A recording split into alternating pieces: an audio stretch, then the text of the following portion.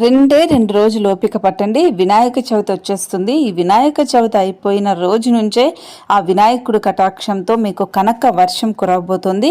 ఆ రాసులకి ఎందుకు అంటే వినాయకుడి కటాక్షం ఉంటే విఘ్నాలన్నీ తొలగిపోయి ఆటంకాలన్నీ పోతాయి, గ్రహాల మార్పు ఉంటుంది. మరి ఆ రాశులు ఏంటో చూద్దాం. మేషరాశి వాళ్ళకి వినాయక చవితి నుండి గణేశుడి కటాక్షం కారణంగా బాగా కలిసి వస్తుంది. వీరికి పట్టిందల్లా బంగారం అవుతుంది. ఆకస్మిక ధన లాభం కలుగుతుంది.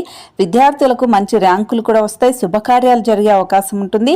ఈ సమయంలో కుటుంబ సభ్యులతో మేషరాశి వాళ్ళ జాతకం సంతోషంగా ఉంటుంది. ఇక మకర రాశి వాళ్ళకు కూడా ఇది అదృష్ట సమయం. ఆ విఘ్నేశ్వరుడి అనుగ్రహం వల్ల కెరియర్ బాగుంటుంది. ఆర్థిక సమస్యల నుండి విముక్తి కలుగుతుంది. విద్యార్థులు ఉన్నత ర్యాంకులను సాధిస్తారు. ఇంటా బయట వీళ్ళకి సంతోషకరమైన వాతావరణం ఉంటుంది. వినాయక చవితి నుండి వీళ్ళకి ఆర్థికమైన లాభాలు అనేది అద్భుతంగా ఉండబోతూ ఉన్నాయి. ఇంకా కుంభరాశి వాళ్ళకు కూడా అన్నీ కలిసి వస్తాయి. వీళ్ళకు కూడా ఏ ఆటంకం లేకుండా అనుకున్న ప్రయోజనాలన్నీ చేకూరుతాయి. రియల్ ఎస్టేట్ రంగంలో ఉన్న వాళ్ళకి లాభాలు ఉంటాయి. కోర్టు వ్యవహారాలు అనుకూలంగా ఉంటాయి. విదేశీ ప్రయాణాల కోసం ఎదురు చూస్తున్న వారి కళ నెరవేరుతుంది. సమాజంలో వీళ్ళకి మంచి గౌరవ మర్యాదలు పెరుగుతాయి. ఉద్యోగం కూడా వీళ్ళకి వచ్చే అవకాశం ఉంటుంది. ఇక మీనరాశి వాళ్ళకు కూడా అద్భుతమైన ఫలితాలు అయితే ఉంటున్నాయి. ఈ వినాయక చవితి అనుగ్రహం కారణంగా అయితే వీళ్ళకి మంచిగా కలిసి వస్తుంది. సో అద్భుతంగా వీళ్ళకు ఉంటుంది.